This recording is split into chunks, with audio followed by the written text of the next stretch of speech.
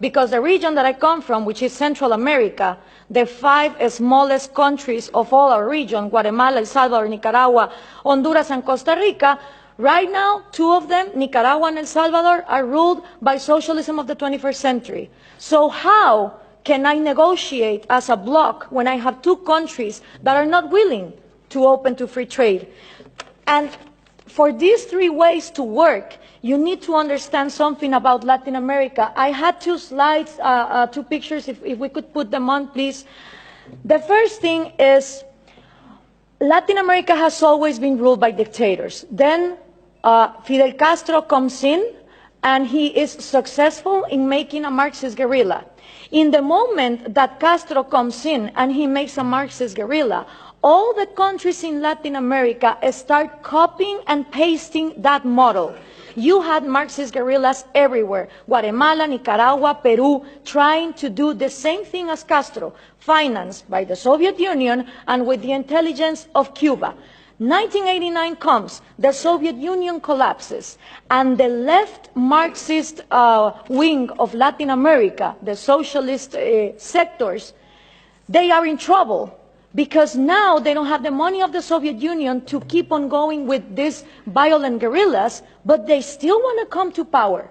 So what do? Well, Fidel Castro gathers together with Lula da Silva, and they form the first Forum of Sao Paulo. The Sao Paulo Forum is a parliament that every year gathers together to further on the socialist agenda. And they start working on 1990. In 1998, they put their first president, Hugo Chavez. And that was a relief for Cuba, because the money that the Soviet Union was lacking to give, the oil of Venezuela started giving. And now that the oil prices are coming down, they are hoping for Colombia to advance on the agenda to give FARC, the Marxist guerrilla drug dealer of Latin America, places in power. If this happens, we're going to have the first narco-socialist government, which will mean that the money of drugs, it's infinite. It doesn't depend on the market like oil, and then you have another socialism of maybe the 22nd century. So what we need to understand is this regional strategy is not only put in place in Venezuela, it has been put in place and tested in Brazil, Argentina, Chile, Uruguay, Nicaragua, El Salvador. And the places where they haven't governed, they have people who are waiting to come to power. When we understand this, we also understand that when the Berlin Wall fell and communism was a thing of the past, in Latin America we voted for the so-called neoliberal governments, the right-wing presidents that were going to open the market. These people gathered together in the Washington Consensus, and they promised that they would give us free market. What did they do? They privatized everything. They privatized electricity, trains, radio stations, but they didn't liberalize them. They gave them as oligopolies and monopolies to their peers, and this created crony capitalism. But for most of the population, the one to blame was free market. I don't know if we can now put the picture, please. For the people, what is needed to be blamed is free market, when free market has never existed in Latin America.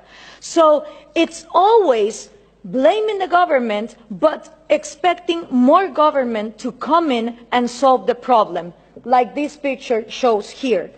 So what happened then? People started voting for socialism of the 21st century because they were going to, fix the mess that this crony capitalists did in the 90s. Venezuela was going to be the promised land. Caracas was going to be the New York City of Latin America. So what happened? All these people get in power, Chavez, Lula, Correa, Evo Morales, and instead of finishing with the privileges, the crony capitalism, the oligarchies, they become even worse.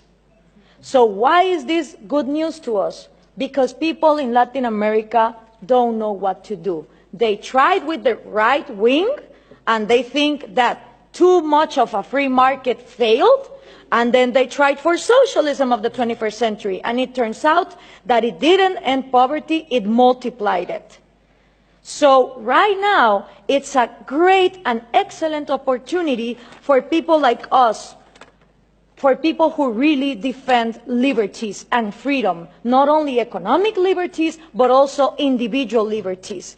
Because in a moment where there is frustration to the left and to the right, and everything has been tried, and all of them are statists who want to control the economy, is great news for people like us who want to defend freedom. The examples given here from different regions of the planet demonstrate that freedom works.